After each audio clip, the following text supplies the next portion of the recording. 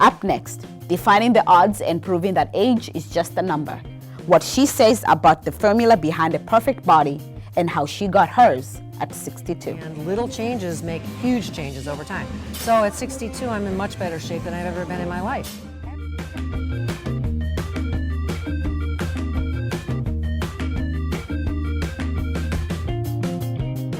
Today, WCTV is at a powerhouse gym in Plymouth where we are meeting with Mimi Secor, a bodybuilder. Mimi's unique story begins in 2014 at the age of 59 when she decided to go back to school to get her doctor's degree as a family nurse practitioner specializing in women's health. As exciting as it was, she was also not confident in herself because of her age. I'm 62 years old. I decided at 59 to go back to get my doctoral degree. I had a lot of anxiety about that.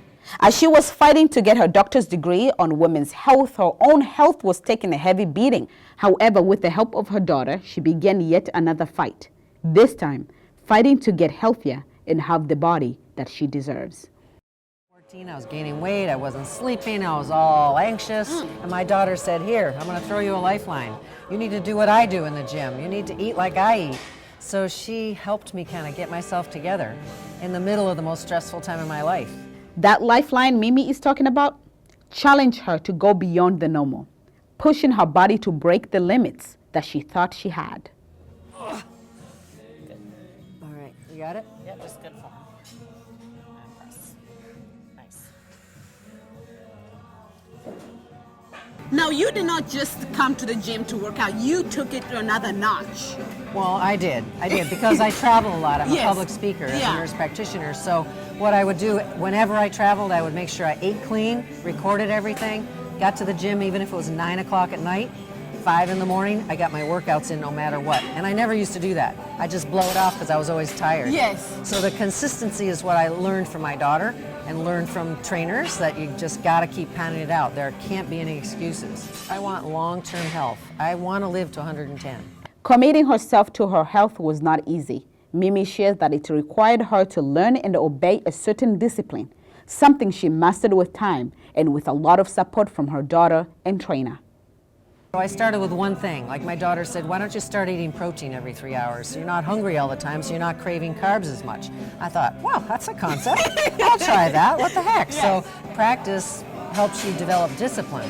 So I have more discipline than I've ever had in my life because I've just kept chipping away at one change, automating that, another change, automating that, another change, and having a great support system. Like this. Eating healthy meals and snacks was never the issue. Mimi fed herself nutritious foods.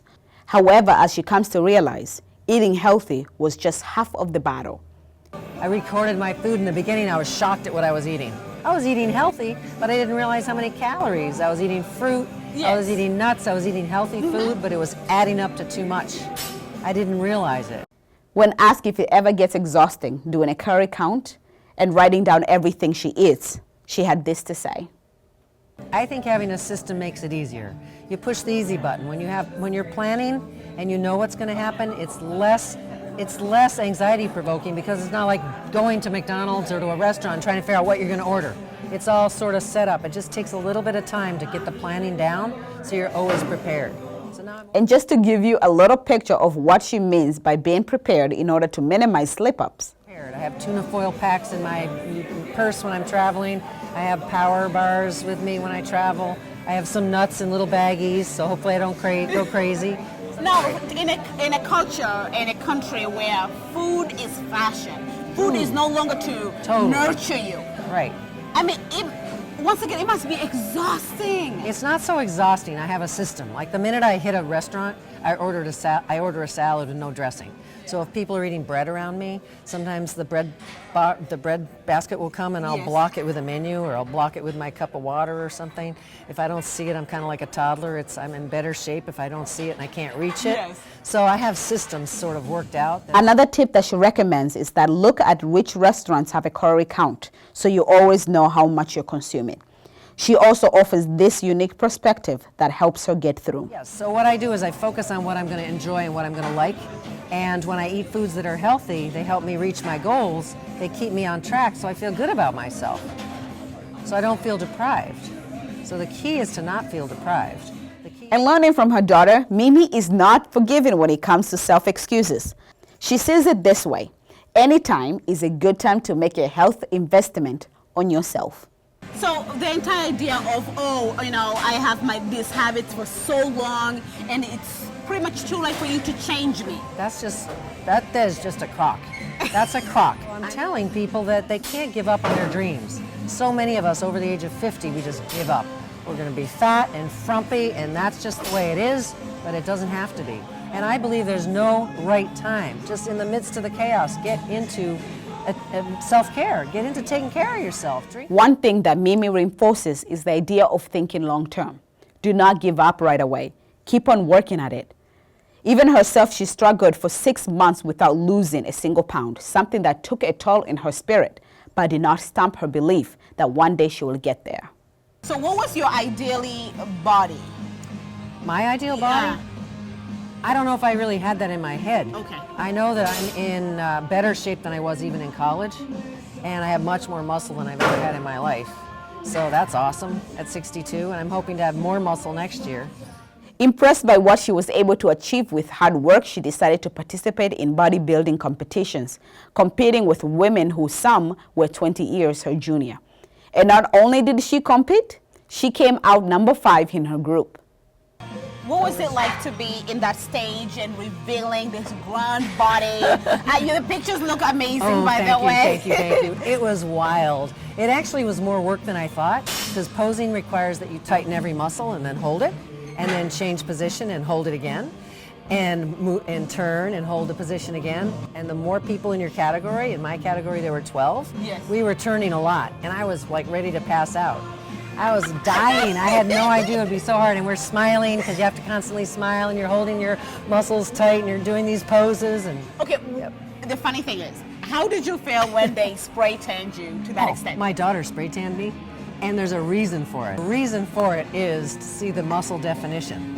So the darker you are, the better the judges can judge you. So my daughter sprayed me 4 times. She got me up at 5 in the morning, she says, we're spray tanning you. And then at 7 o'clock, we're spray tanning you again. And the day before, she spray tanned me, and then again, she spray tanned me. So I was all layered up.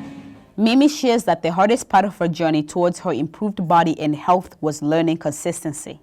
And apart from every obstacle in her way, she was also fearful of something that took more than learning and practicing, something that required her to dive deep in her heart and believe. I was afraid of being successful. I was afraid of that I might actually look good. And so I was kind of derailing myself by overeating because of that fear of actually looking good. I might actually accomplish my goals. And why would you fear that you would accomplish your goals? I don't know. I just had this anxiety that I might actually look great out there on the stage. So what's next for you? Another show next year, and I hope at the end of the year. And also I'm writing an ebook, and I'm working on a documentary about my fitness journey to try to inspire other women and men to get healthy and fit at any age. And also working with my daughter. We have a Coach Kat and Dr. Mimi program on Facebook. Yes. And also we're developing online programs and ebooks together because she's been so influential in helping me. To give us a little taste of what it takes to have those strong abs, Mimi grabs a broom and hops on an incline bench to do a type of an exercise that she calls helicopter. Now this is really good for your abs. We'll let you try it, Queen, after. Oh, really twist, really twist. Twist. Turn your head as you go. Look in the direction. Good. There you go. God almighty. Crunches. You can put your hands in front of your body if you need to. I think I'm about done. Let's go. Show them what you're made of. You want a 6-pack. This is what you got to do to get it. And then go into side twists real quick. Side to side. 20, 19, 18, 17, 13, come on, 12, 11, 10, 5, 4, 3, 2, 1. Good job. Let me tell you, that exercise was no joke. I attempted it, and I'm proud to say I failed miserably. All right, now I'm going to have you drop this and do crunches. Straight into crunches. You can do it. Let's go. Crunch. Crunch. Stay up a little higher. Up. Right here. Crunch. There you go. Crunch. Crunch. Crunch. And now do twists. Twist again. Sideways. Good job. That'll get you.